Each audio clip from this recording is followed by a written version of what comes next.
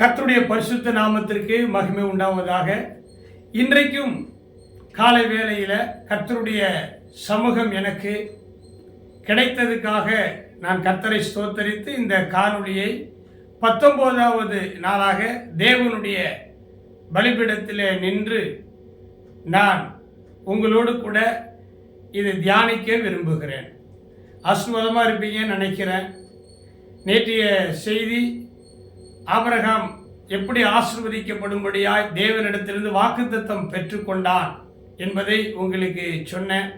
நிறைய பேர் ஃபோன் பண்ணி தேங்க்ஸ் பிரதர், பாஸ்டர், உண்மையாகவே இது என்னோடு கூட தேவன் உங்கள் மூலமாய் பேசுகிறது போல இருக்கிறது அப்படின்னு சில பேர் சொல்லியிருந்தீங்க.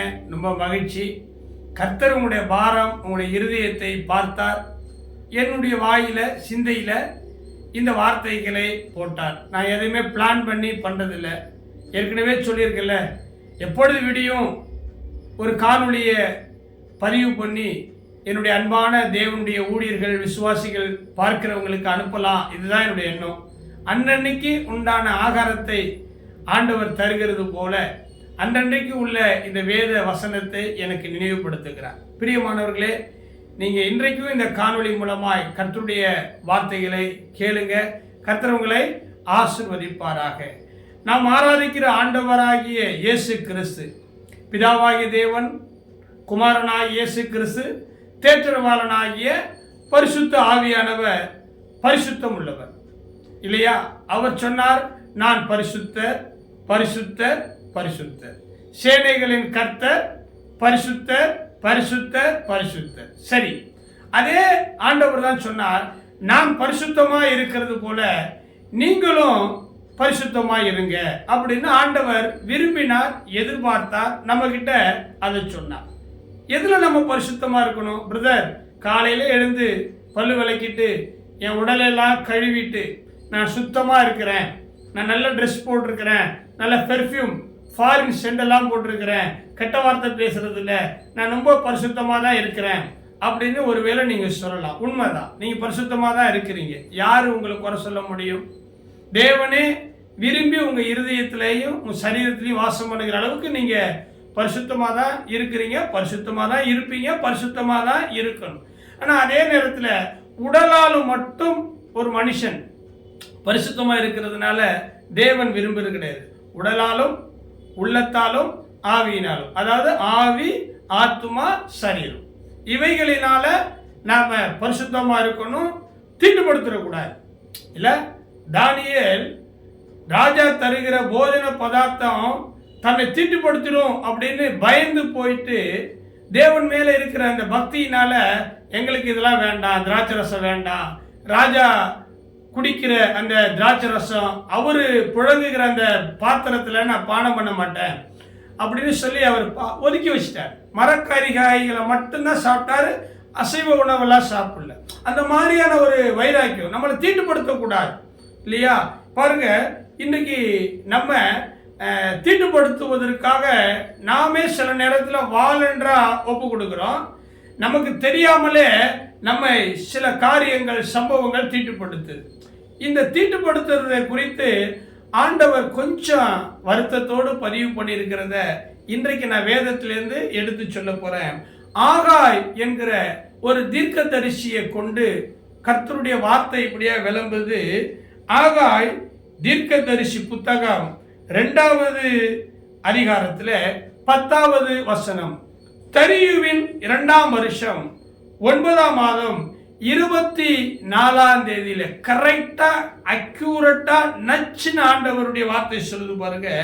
தரியுவின் 2ஆம் வருஷம் 9ஆம் மாதம் 24ஆம் தேதியில ஆகாய் என்னும் தீர்க்கதரிசியின் மூலமாய் கர்த்தருடைய வார்த்தை உண்டாயிற்று.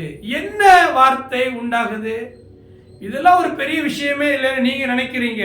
இல்லைங்க, அவர் சொல்லுகிற ஒவ்வொரு வார்த்தைக்கும் ஆயிரம் ஆயிரம் ஆயிரம் ஆயிரம் ஆயிரம் ஆயிரம் அர்த்தங்கள் இருக்கிறது. என்னதம்மா சொல்றாரு?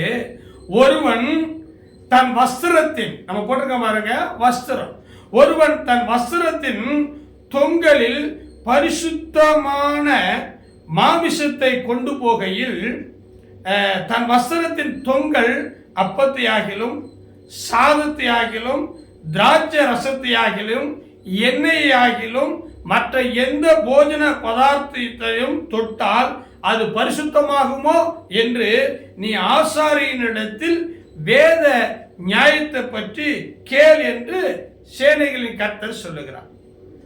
நிறைய வீட்டில் தாய்மார்கள் சகோதரிகள் என்ன செய்வாங்கன்னா, சாப்பாடு பதார்த்தங்கள் பலகாரங்கள் எல்லாம் செஞ்சு ஒரு தட்டில் வச்சு அதை இந்த புடவையினால, அந்த புடவை முந்தானையினால அல்லது ஏதோ ஒரு துணியினால மூடி அக்கம் பக்கத்தில் இருக்கிறவங்க வீட்டுக்கு கொண்டு போவாங்க.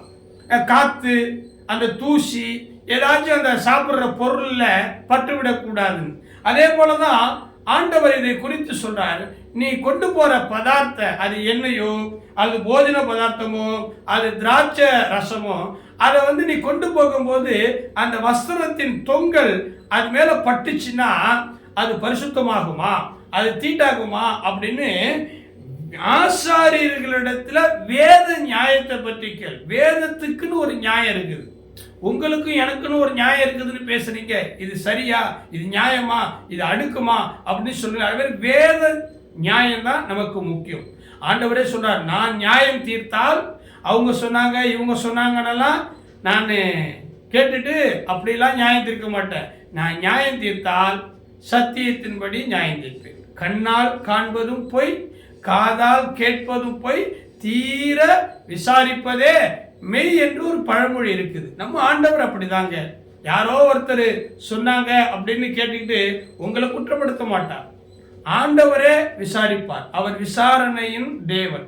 அப்போ அவர் விசாரித்தால் அது எப்படி இருக்குமா? சத்தியத்தின்படி தான் இருக்குமா பிரியமானவர்களே. அதற்கு ஆசாரியர்கள் என்னதுமா சொல்றாங்க? பிரதி உத்தரமாக பரிசுத்தமாகாது என்றார்கள். பிணத்தால் தீட்டுப்பட்டவன் அவைகளில் எதையாகிலும் தொட்டால் அது தீட்டுப்படுமோ என்று ஆகாய் பின்னும் கேட்டான். அதற்கு ஆசாரியர்கள் பிரதியுத்தரமாக தீட்டுப்படும் என்றார்கள். பிரியமானவர்களே, இந்த வித்தியாசத்தை பாருங்கள். சபையை தீட்டுப்படுத்தக்கூடாது, சத்தியத்தை தீட்டுப்படுத்தக்கூடாது, திருவிருந்து பந்தியை தீட்டுப்படுத்தக்கூடாது, காணிக்கையை தீட்டுப்படுத்தக்கூடாது, உபவாசத்தை தீட்டுப்படுத்தக்கூடாது, அபிஷேகத்தை தீட்டுப்படுத்தக்கூடாது, அந்நிய பாஷையை தீட்டுப்படுத்தக்கூடாது, தீர்க்க தரிசனத்தை தீட்டுப்படுத்தக்கூடாது. தேவனுடைய சரீரமாகிய சபையை இன்னைக்கு நிறைய விசுவாசிகள், நிறைய கள்ள தீர்க்க தரிசிகள், கள்ள போதகர்கள் பக்க வழியாய் இந்த கிறிஸ்துவுக்குள்ள நுழைந்து தீட்டுப்படுத்தி கொண்டிருக்கிறார். எது ஒரிஜினல் எது டூப்ளிகேட்டு கண்டுபிடிக்கவே முடியல. கண் விழித்து கஷ்டப்பட்டு பாரப்பட்டு உபவாசித்து சோறு தண்ணி சாப்பிடாம தெரு தெருவா கிராம கிராமமா அலைந்து ஆத்மா ஆதாயம் பண்ணுகிற ஊழியக்காரர்களும் உண்டு, மிஷினரிகளும் உண்டு. ஆனா பொய்யாக ஒரு தீர்க்க தரிசனம் சொல்லி இத்தனை ஆயிரம் ரூபாய் இதுக்கு என்ட்ரன்ஸ் டிக்கெட்டு, இந்த கூட்டம் அந்த கூட்டம் என்னென்னமோ கான்செப்ட் சொல்லி இதெல்லாம் சொல்ல விரும்பல. தீட்டுப்படுத்தாதீங்க. தேவனுடைய பந்தியை, தேவனுடைய திருவிருந்தை, தேவனுடைய போஜன பதார்த்தத்தை, நீங்க தேவனுடைய சத்தியத்தை தீட்டுப்படுத்தாதீங்க. பாருங்க, அங்கே 14வது வசனத்துல அப்பொழுது ஆகாய், அப்படியே இந்த ஜனங்களும் இந்த ஜாதியாரும் என் சமூகத்தில் இருக்கிறார்கள் என்று கர்த்தர் சொல்லுகிறார். அவர்களுடைய கைகளில் எல்லா கிரியைகளும் அப்படியே இருக்கிறது. அவர்கள் அங்கே கொண்டு வந்து படைக்கிறதும் தீட்டுப்பட்டிருக்கிறது. நீங்க ஜெபம்தான், நீங்க துதிதான், நீங்க ஆராதனை தான், அதெல்லாம் கரெக்டு தான். ஆனா தீட்டுப்படுது. வெளியில சீரட்டு குடித்துட்டு, பீடி குடிச்சிட்டு, பான்பராக்கு குடிச்சிட்டு, கெட்ட கெட்ட வார்த்தையை பேசிட்டு, ஞாயிற்றுக்கிழமை பைபிளை தூக்கிட்டு வெள்ளையஞ்சலமா வந்து ஹல்லேலூயா அப்படின்னு ஆராதனை பண்ணினா அது ஆண்டவருக்கு தெரியாதா? விசுவாசிகளுக்கு ஒருவேளை தெரியாம இருக்கலாம். அவங்க அந்நிய பாஷையில நிரம்பலாம், குதிக்கலாம், கீழே விழலாம், பேய் ஓடலாம், பிசாசு ஓடலாம். ஆனா நீ தீட்டுப்படுத்துறபதியா பிரியமானவர்களே, உன்னுடைய சரீரத்தை நீ தீட்டுப்படுத்துற, உன் ஆத்மாவை தீட்டுப்படுத்துற, உன்னுடைய அபிஷேகத்தை நீ தீட்டுப்படுத்துகிற. இது ஆண்டவர் அருவருக்கிறார். இந்த காணொளி மூலமாய் கேட்டுக்கொண்டிருக்கிற என் அன்பு போதகர்களே, சகோதர சகோதரிகளே, தேவனுடைய சபை மக்களே, தயவு செய்து சொல்றேன், நீங்க தீட்டுப்படுத்தாதீங்க. மல்கியா அப்படிங்கிற ஒரு தீர்க்கதரிசி அவருடைய வாழ்க்கை வரலாற்றில இப்படியாய் பதிவு செய்கிறார். குமாரன் தன்னுடைய பிதாவையும் ஊழியக்காரன் தன் எஜமானையும் கனம் பண்ணுகிறார்கள். நான் பிதாவானால் என் கனம் எங்கே? நான் எஜமானனானால் எனக்கு பயப்படும் பயம் எங்கே என்று சேனைகளின் கர்த்தர் தமது நாமத்தை அசட்டை பண்ணுகிற ஆசாரியர்களாகிய உங்களை கேட்கிறார். பிரியமான ஆசாரியர்களே, வேத சாஸ்திரிகளே, வேத பண்டிதர்களே, doctor, reverend, bishop, right reverend, most reverend, இன்னும் கார்டினல், இன்னும் என்னென்னலாம் விலை உயர்ந்த பதவிகளும் பட்டங்களும் நம்முடைய பேருக்கு முன்னால பின்னால மேலே கீழே போட்டுக் கொள்ளுகிறவர்களே, போட்டுக்குங்க, தப்பு கிடையாது. கர்த்தர் உங்களை ஆசீர்வதிப்பார், உங்களை கனப்படுத்துகிறார், உங்க பேரை பெருமைப்படுத்துகிறார். ஆனா சபைக்கு பிரசங்கம் பண்ணுங்க, சத்தியத்துக்குள்ள சொல்லிக் கொடுங்க. தீட்டுப்படுத்தாதீங்க. போஜன பதார்த்தத்தை தீட்டுப்படுத்தாதீங்க. கர்த்தருடைய ஆலயத்தை தீட்டுப்படுத்தாதீங்க. கர்த்தருடைய வசனத்தை தீட்டுப்படுத்தாதீங்க. ராத்திரியெல்லாம் குடிச்சிட்டு வெறிச்சிட்டு நடனம் ஆடிட்டு கேலிக்கு செல்போன்ல என்னென்னமோ ஆபாசன படங்கள்லாம் பார்த்துட்டு நீ காலையில வந்து திருவிருந்து பந்தியில பங்கெடுக்கிற. சொல்லுங்க பார்க்கலாம். கணவனை திட்டிட்டு, மனைவியை திட்டிட்டு, புருஷனை, பிள்ளைகளை இப்படி என்னென்னமோ செஞ்சுட்டு குளிச்சுட்டு நீ வந்து தீட்டுப்படுத்துற.